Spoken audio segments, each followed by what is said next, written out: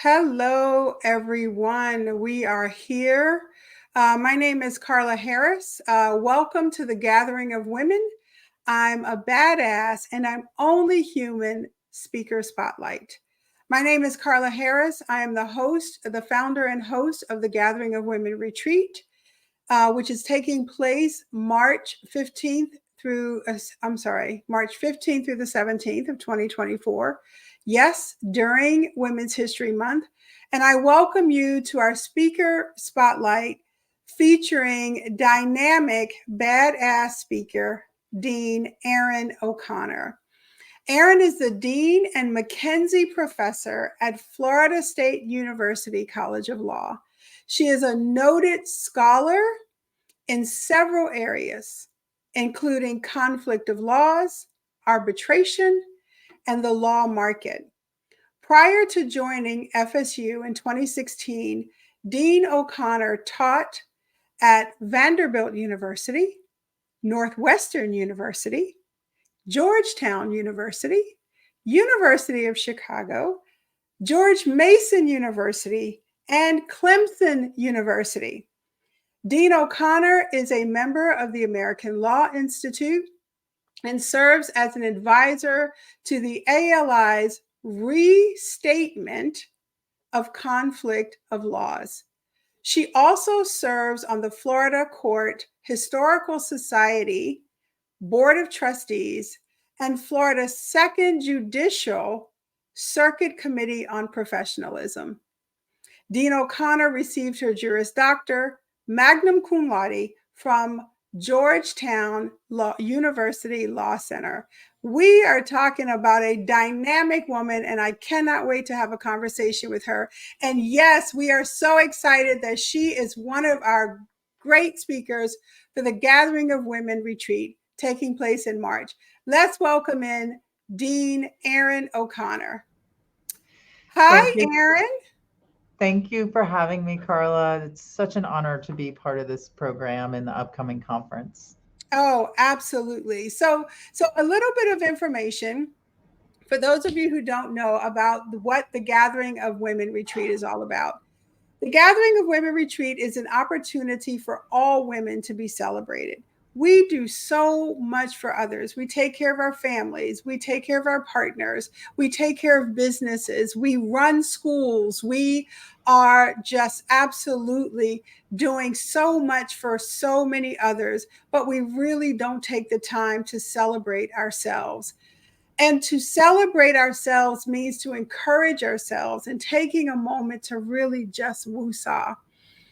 Did you know, according to Psychology Today, only 32% of women, Erin, practice self-care? 32%.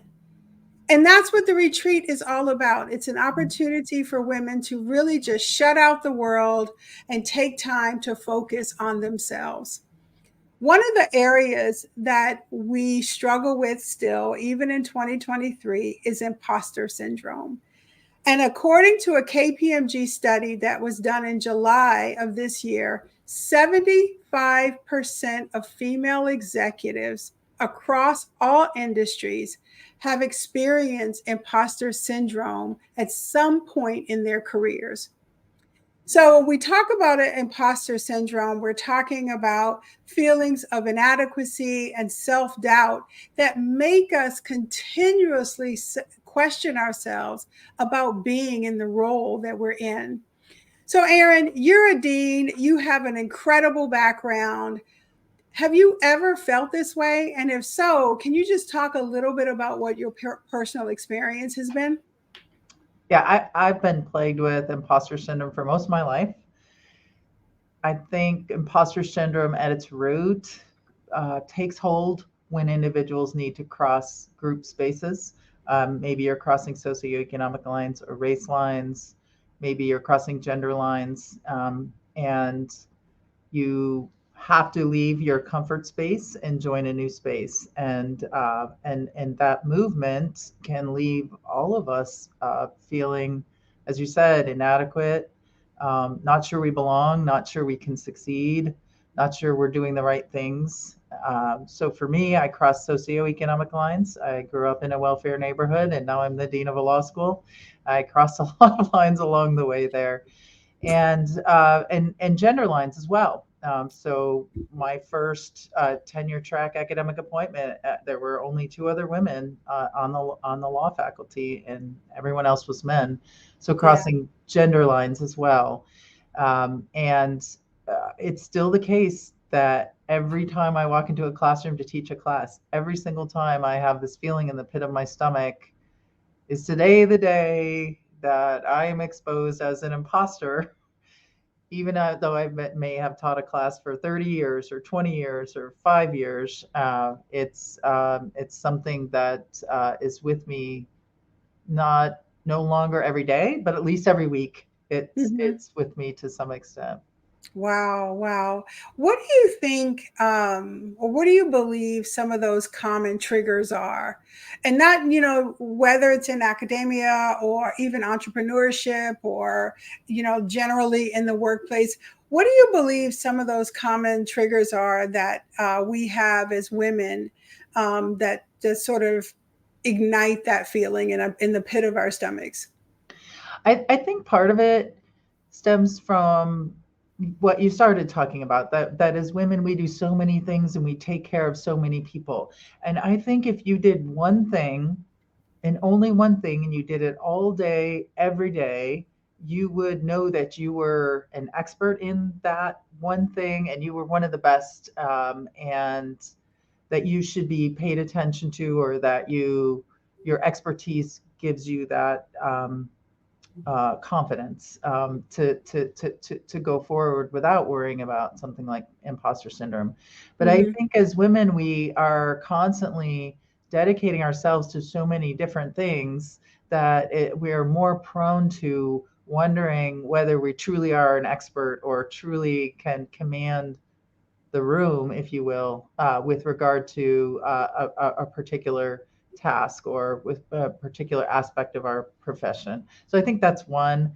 I think in addition to substantive expertise, being successful, being taken seriously in anything we do involves knowing probably tens of thousands of unspoken things, that are about being in the right places, about being socialized at the right times in the right spaces. And so, if as women we are not taking time, we may not be members of the right clubs or the right, we may not attend the right meetings or go to the bar after work because we're taking care of all these other things.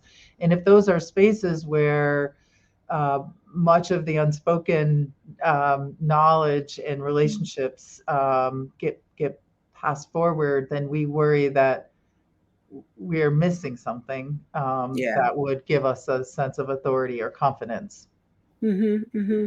And who made those rules, right? Who made the rules that you have to be in the certain place and the certain club? Where does that stem from? Typically men, Yeah, right? exactly. Yeah. Typically men. I think where there are spaces that have been naturally owned by women, I think there we see less imposter syndrome. So your statistic of 75% of, I think it was CEOs or people in C suites of Female executives. companies, Yeah. Hmm. those are spaces that historically have been male, right? And moving ahead, turned on relationships, the rules of which were created by men historically. Doesn't have to continue into the future, but I do think as women we worry that we missed out on some of that, and that affects our ability to succeed or be perceived as Hmm. true masters of what we're doing. Yeah. So, what, is it possible to overcome this, right? How do we do it? Um, do can you share of any stories or any knowledge that you have of women who have successfully moved through this phase in their lives? I think My own belief, which may be infected by the fact that I've confessed I've never figured out how to completely overcome imposter syndrome. My own belief is that we don't overcome imposter syndrome. We just Mhm. figure out how to channel it more productively. That is,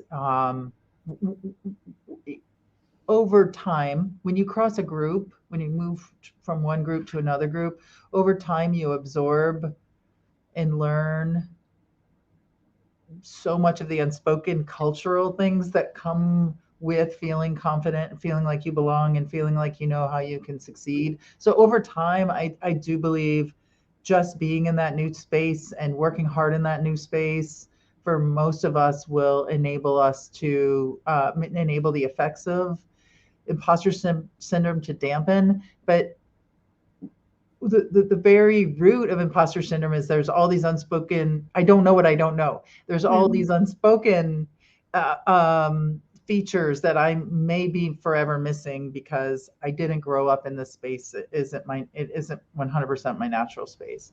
So I tend to think of managing imposter syndrome rather than overcoming imposter syndrome, or figuring out how to channel it to productive spaces. Mhm. So for example, if the creation of imposter syndrome is moving across group lines, that means that you come from a place that has a different perspective, that has different sets of rules, different sets of norms, and different ideas. And so, as you create a sense of comfort, bring those ideas from outside to your space. So, just as you said, who gets to make those rules about how we're supposed to socialize or which clubs we're supposed to belong in or where we're supposed to be at 6 o'clock every night? As you get comfortable, you can create your own spaces, spaces where you encourage people to gather, like your badass retreat, for example. Mhm. Places where you can network, where you can help others who experience this feeling of outside and create a new inside. Um, Coming up with, I think that I am a much more inclusive leader because of my imposter syndrome. Hmm. And so, if I overcame the imposter syndrome 100%, that is, I felt 100% in the club and part of the club, I probably would stop thinking about how to create those new spaces. I would probably stop thinking to take extra time to welcome the person who has that expression on their face that tells me, ah, you're as uncomfortable here as I was at the beginning. So I think that there are lots of strengths and advantages that we can bring to bear from our imposter syndrome that themselves help us feel comfortable and help us craft and create, reinvent the very spaces that invoke the imposter syndrome so that we experience it less ourselves and the people around us experience it less themselves. But to me, it's always it's more about managing it and thinking about it than it is completely overcoming it. Yeah, yeah, I can see that, and I think that you're spot on when it talks about, it's. I hate to say it this way, but for lack of a better way to say it, it's almost like managing an illness. You know what I mean? It's a, and I hate to call it that, but it's when we talk about feelings of inadequacy, it starts up here. It starts up here, and we have to be able to capture those thoughts when they come and say, no, I do belong here. I have worked my butt off to get where I am. And I do know what I'm talking about in this particular instance and many other instances. So I agree, managing it is really key. So we talk about, I mean, here, so my company, the People Institute, we do a lot of mentoring and we talk about mentoring programs. How can mentors and formal, I guess, mentoring programs within organizations, within universities such as yours, how can they play a role in helping women? Um, combat this feeling of not enough and realizing their true potential and what they bring to the table? That's a great question. I think the two pillars for me would be one, honesty and transparency, right? I think as mentors, we need to be honest and transparent about what plagues us. I think when we see others looking up to us as mentors, sometimes our instinct is to behave as though we're perfect, completely experienced, have everything together, and it's our job to impart that wisdom onto a junior person. But I find that often the most powerful moments are the moments where I'm open and honest about how I experience the imposter syndrome, or I've done some really great sessions with our law students about being an introvert, because even though I'm a law school dean, even though I'm around people all the time, I'm fundamentally an introvert. But I don't just say I too am an introvert because the students wouldn't believe me. Instead, I Mhm. walk through the mental processes I experience as an introvert, which I know they are experiencing too. And when you can actually meet another person's mind in ways that they don't even want to confess to themselves, let alone other people, it shows them that you really do understand what it is that they experience. And then your advice can be much more powerful because it's not, oh, look at you. You're a successful dean who socializes all Mhm. the time. You can't possibly know what I'm feeling. And so your advice won't be helpful for me to get past it. So I think being really open and honest is extremely important. And then I think the other is we should focus on the ways in which something that plagues us, as you say, like imposter syndrome is a disease, and in a way it is, but if we can focus on how it can be your power, Mm. or how you can see past it. So I joke, but there's truth to this. Like, would I get out of bed every day if I didn't experience the imposter syndrome, right? If I didn't feel a little bit uneasy or inadequate about whether I was going to do a decent job today, that actually makes me prepare, makes me think ahead, makes me work hard. And those traits end up being a hallmark of success. But there are times you have to think past it, right? There are times when you have to say, if you succumb to this thought process, then you're actually setting yourself up for failure. And in those circumstances, you have to think hard. So, for example, I talk with our 3L students all the time, female students, and I Mhm. talk about how we females dominate the academy now. We're much more likely to be academically successful. We're much more likely to complete our academic programs. A majority of students in law school today are women. The majority of the top students at the law school are women. The vast majority of the student leaders are women. But yet, the legal profession is still dominated by men. Why Wow. why is that, right? Yeah. What happens between the academic training space and the professional space? A lot of things, and I don't want to simplify this. There's a lot of things going on. But one thing I focus on with our students who are about to graduate is the difference in expectations between the academy and the profession. And what I say is the academy awards 100% conscientiousness, right? Part of imposter syndrome is 100% conscientious. I'm going to work hard. I'm going to try hard. I want to please. I'm about other people. The profession, the legal profession anyway, Mhm. does not reward 100% conscientiousness. It rewards a kind of just enough, right? That you Yeah. do a good job, but there's a point in time where you have to let this particular task go and either rest, take care of yourself so you don't burn out and leave the profession entirely, or go engage in some client development, or take the managing partner out for drinks so that you're, engaged in positive, forward-looking internal politics. If you Mhm. obsess on the particular task at hand until it's 100% perfect as opposed to good enough to win, then you're missing other opportunities. And I think that is a classic female trait. I know there are women who are different and men who are different, but my sons from the time they were 4 years old knew the just enough line, right? And the daughters are all 100% conscientious pleasers, and Yeah. that means they dominate the educational space. But um, life starts for many of us after that educational space, and we have That's to think right. of a new way. Yeah. Yeah, definitely. So that's good. That segues us to the two programs that you mentioned to me privately. And if you can just talk a little bit about the programs that you're offering there at FSU and what they are, and I'm going to put the links up for people to be able to take a look. So let's talk first about the Juris Master Program. Yes.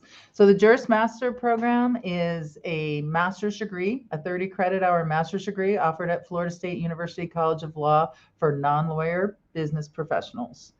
75% of our enrolled students are female. About 50% self identify as non Caucasian.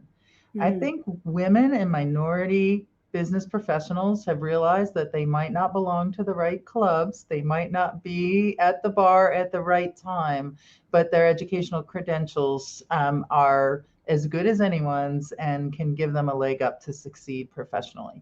So we have programs within our master's program for those who are interested in embarking on careers in spaces like financial compliance, HR professionals, HR risk management, healthcare regulation, cybersecurity, privacy, and technology risk management. And then we also have a concentration in generalized legal risk management. hmm Okay. And then the other one is the Stoop Center of Law and Business. Yes, so our Stoop Center for Law and Business is a space that provides more micro credentialing. So if you're interested in certifications in particular professional spaces, we offer courses in alternative investments, in employment and HR law, in hmm sports management, in healthcare regulation, and then in privacy law and privacy compliance. Here too, predominantly female students are enrolled in the program. Again, recognizing that maybe the best way to get ahead is to ensure that you've got the educational strength that other candidates for a position might not have.